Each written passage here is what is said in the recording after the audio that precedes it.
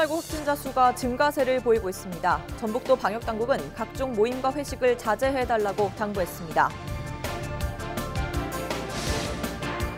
지난 8월 집중호우와 섬진강댐 물관리 부실로 주택과 농경지 등 피해가 발생했습니다. 순창 군민들이 피해 보상이 제대로 이뤄지지 않고 있다며 추가 지원을 호소하고 있습니다. 최근 새만금 동서도로 개통으로 김제 지역의 새만금 접근성이 높아졌습니다.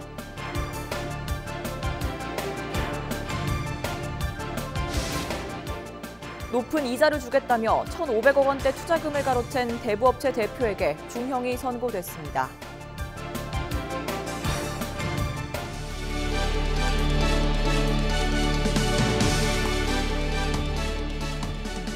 시청자 여러분 안녕하십니까? 헬로티비 뉴스 전북 시작합니다.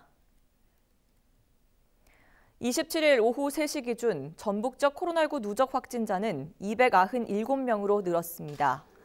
익산 금마면 군부대 2명을 비롯해 군산 가족 모임과 익산 원광대병원발 감염도 이어졌습니다. 전북도 방역당국은 익산 군부대를 격리 조치하고 각종 모임과 회식을 거듭 자제해달라고 강조했습니다. 전북도는 최근 19일 동안 코로나19 확진자 40여 명이 나온 군산 지역에 대해 전북에서 유일하게 사회적 거리 두기를 2단계로 격상했습니다. 농림축산식품부는 이달 25일 채취한 야생조류 포획시료에 대한 중간검사 결과 H5형 조류 인플루엔자 항원이 검출됐다고 밝혔습니다. 고병원성 여부 판정은 5일 정도 걸릴 것으로 보입니다. 전북도는 야생조류 시료 채취 지점의 출입을 통제하고 반경 10km 지역을 야생조류류 예찰 지역으로 설정해 가금 농장에 대한 이동 제한과 예찰 검사를 강화하기로 했습니다.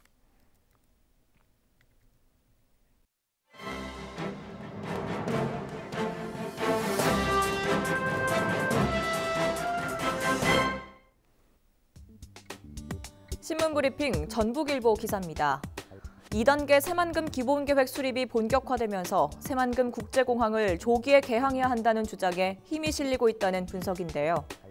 지난 25일 국토교통부와 전북도에 따르면 새만금 국제공항은 2024년 상반기 착공해 2028년 개항을 목표로 하고 있습니다. 그러나 전북도는 공항 건설이 새만금 개발을 앞당길 핵심 인프라로 판단하고 현 계획보다 1년 앞당긴 2023년 착공과 2026년 개항을 요구하고 있다는데요. 정확한 착공 시기는 내년 6월에서 9월 완료가 예상되는 공항 건설 기본계획에 담길 예정이라고 합니다.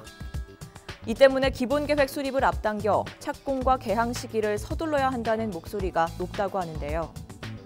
새만금은 철도 고속도로와 신항만, 국제공항을 잇는 트라이포트 물류체계를 완성할 수 있는 동아시아 물류 중심지로서 입지적 우위를 갖고 있고 정부 추산, 전북권 항공 수요도 급증하고 있다고 분석했습니다. 그 근거로 국토부 용역 결과 전북권 항공 수요는 2030년 74만여 명으로 2055년에는 84만여 명으로 예측했다는 겁니다. 그러면서 유광의 한국항공대 교수는 새만금은 2023년까지 도로와 항만 등 물류 교통망을 구축하는 데 공항이 이 시기에 준공된다면 효과를 배가시킬 수 있다는 인터뷰를 실었습니다. 지금까지 신문 브리핑이었습니다. 전북도는 새만금과 해양수산 분야에서 전북형 뉴딜을 추진하기 위한 협의체를 구성하고 관련 사업 발굴에 나섰습니다. 첫 회의에서는 전북도와 학계, 유관기관 전문가가 참여해 정부 뉴딜 사업 동향과 전북형 뉴딜 사업 추진 상황이 논의됐습니다. 참여자들은 기존 사업의 실행 확보 방안, 정부 정책 방향과 지역 특성에 맞는 사업 발굴 의견도 제시했습니다. 최근 새만금 동서도로 개통으로 김제 지역의 새만금 접근성이 높아졌습니다. 만경강과 동진강 가운데 경계에 새만금 동서도로가 개통하면서 김제 신포항에서 새만금 2호 방조제까지 15분 안에 도착할 수 있게 됐습니다. 김제 시티투어버스 운행 코스에 새만금 동서도로를 포함한 김제시는 명실공히 새만금 중심 도시로 발돋움하겠다는 각오입니다. 김제시장의 설명을 들어보겠습니다. 새만금 신앙만 등 새만금 내부개발 촉진과 기업 투자유치 활성화로서 새만금 세계 경제자유주의 중심 김제로 경제 도약하는 계기가 될 것입니다. 지난 8월 집중호우와 섬진강댐 물관리 부실로 전북적 곳곳에서 피해가 발생했는데요. 이 가운데 순창 군민들이 피해 보상이 제대로 이뤄지지 않고 있다며 추가 지원을 호소하고 있습니다. 민원 25, 김남호 기자가 취재했습니다. 순창군 유등면 한 축사에서 수해로 붕괴된 건물 철거 작업이 한창입니다. 지난해 6월 16만 제곱미터 대지에 축사 5개 동을 매입해 양개업을 시작한 김종국 씨는 1년여 만인 지난 8월 집중호우 때 수해 피해를 입었습니다. 닭 13만여 마리와 축사 전체가 물에 잠기면서 투자비 등 20억 원가량의 재산 피해가 발생했습니다. 하지만 재보험료로 3억 원가량을 지급받으면서 모든 보상 대상에서 제외됐습니다. 새로 지금 복구를 하려면 이 철거를 먼저 해야 되는데 지금 가장 큰 문제는 이 철거하고 뭐 어쨌든 이 부유적인 뭐 쓰레기라든지 뭐 이런 폐기물 같은 거 처리 비용이라든가 이런 부분들이 다 지금 제 자비로 지금 다 충당해서 지금 해야 되는 상황이라서 여러 가지 좀 어려운 점이 많습니다. 비닐하우스와 농작물 피해를 입은 주민들도 실제 피해에게 미치지 못하는 보상비 때문에 어려움을 호소하고 있습니다. 여기가 매몰됐는데도 불구하고 안전재난과에서는 정말 작은 금액으로 저희한테 줬어요. 그걸로 복구하는 데 쓰라고. 네, 수확량도 한 반토막 났는데 그 시끄러운 그 비용 가지고 장비 불러가지고 제가 한다고 해도 그 비용 가지고는 거의 뭐 장비 이렇게 토사 유입된 거 그것만 해도 장비를 한 이틀, 3일 정도는 써야 되는데 그러면 그 비용으로 이제 다 소진이 돼요. 수해 피해를 입은 주민들의 추가 지원 하소연이 이어지면서 지역 정치권에서는 손해사장인 용역을 통해 추가 피해 조사를 진행해야 한다고 주장하고 있습니다. 이게 한 달이가 두 달이가 세 달이가 뭐 6개월이가 언제 그게 합의점이 나올지도 몰라요. 그런 차원에서 빨리 전문기관 손해사정인 용역비를 세워서 조사를 해달라. 우리 다 잊어버린다. 이제 그런 차원에서 꼭 필요하다는 그런 주장을 하고 계십니다. 순창군 관계자들은 현행법에 따라 보상을 진행하고 있다고 답했습니다. 피해 조사의 경우 순창군 자체적으로 진행하고 있어 추가 영역 계획은 검토하지 않고 있다고 밝혔습니다. 재난지원 그 지수가 자동적으로 계산이 돼가지고 재난 지수에 따라 가지고 재난지원이 나가는 부분이 있습니다. 손해사정인 용역을 한다는 것은 어떻게 보면 사용하지도 못하는 어떤 부분들, 금액만 두개면 예산 낭비였던 부분이 있다. 사계 면에 일단 그것을 조사를 한번 해보라고 해도 자료만 가지고 있고 나중에 어떤 부분에서는 그 자료가 개인 어떤 정보라는 거 없다라고 하면 그 정도만 현재 조사를 하고 있습니다. 수해 발생 후 4개월이 넘도록 복구 작업을 벌이고 있는 피해 주민들은 생계를 이어갈 수 있는 지원책을 호소하고 있습니다. 플로티비 뉴스 김나호입니다.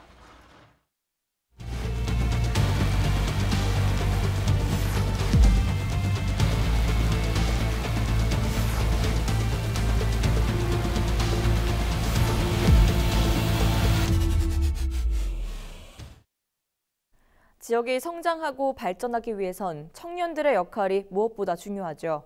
하지만 미래 중역인 청년들이 줄줄이 지역을 떠나고 있습니다. 지역에서 대학을 나와도 일할 곳이 없기 때문인데요. 청년 유출 문제가 심화되면서 지역의 위기감도 커지고 있습니다. 권미경 기자입니다. 인구 감소로 생존을 고민하는 지역들. 비단 농촌이나 소도시만의 이야기가 아닙니다. 우리나라 제2, 제3의 도시로 불리는 부산과 대구도 사정은 마찬가지. 최근 5년 사이 지역으로 이사온 사람보다 떠난 사람이 부산은 11만 3천 명, 대구는 7만 2천 명가량 더 많았습니다. 눈여겨볼 점은 지역을 떠난 인구의 절반가량이 20대와 30대라는 겁니다. 그만큼 청년 유출이 심각한 상황. 이들이 지역을 등지는 가장 큰 이유는 일자리 문제입니다. 지역에서 대학을 졸업해도 일할 곳이 없다는 겁니다. 일자리가 좀 많이 부족한 것 같아요, 요즘. 일자리 구하기도 힘들고요, 그래가지고. 지금 제 주변에도 7명은 지금 이미 타지로 가 있거든요, 10명이라 하면은. 다양한 문화를 즐기거나 양질의 교육 기회가 부족하다는 점도 지역을 떠나는 이유입니다. 서울 가서 같은 돈 주고 더 많은 경험을 하고자 하는 친구들도 많은 것 같아요. 기회가 된다면 그래도 서울로 가보는 것도 한 번은 괜찮은 것 같아요. 떠나는 청년들을 붙잡기 위해서는 산업구조 개편을 비롯해 기업 유치나 지역기업 육성 등 좋은 일자리를 늘려야 한다는 목소리가 나옵니다. 또 교육과 문화, 의료 기능을 갖춘 도시 인프라 구축도 과제로 꼽힙니다. 지역에 있던 기업도 수도권으로 또 해외로 이전하고 있는 상황에서 어떤 지역에 대한 인센티브가 국가적인 차원에서 좀 구조적인 차원에서 좀 이루어져야 될 것 같고요. 광양 메트로폴리스로서 대도시가 가져야 할 기능들을 충분히 하고 있는지 그런 것들을 좀 점검해 볼 필요가 있을 것 같습니다. 대한민국엔 서울을 포함한 17곳의 광역지자체가 있습니다. 수도권 지역으로의 인구 쏠림 현상이 갈수록 심해지고 있는 가운데 텅 비어가고 있는 지역을 살리기 위한 청년 정책 마련이 시급해 보입니다. 헬로티비 뉴스 권미경입니다.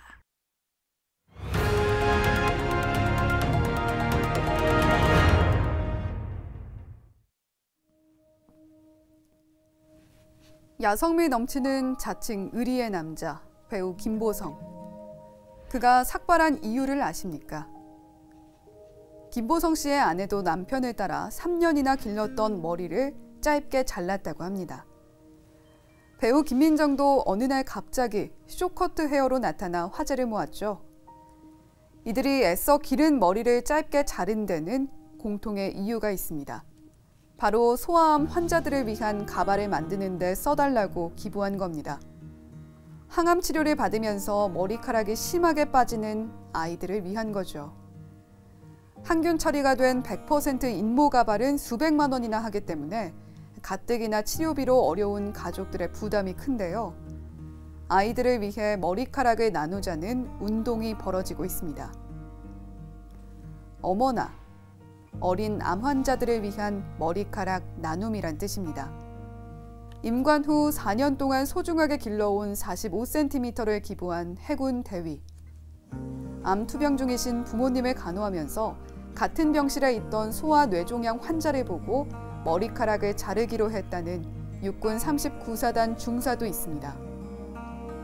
창원 시립소년소녀합창단 졸업단원들과 창원 남중학교 3학년 학생과 교사, 목포 항도여중 학생과 교사 등 어머나 운동은 유명인뿐 아니라 전국의 학생, 군인, 공무원 등으로 확산되고 있습니다.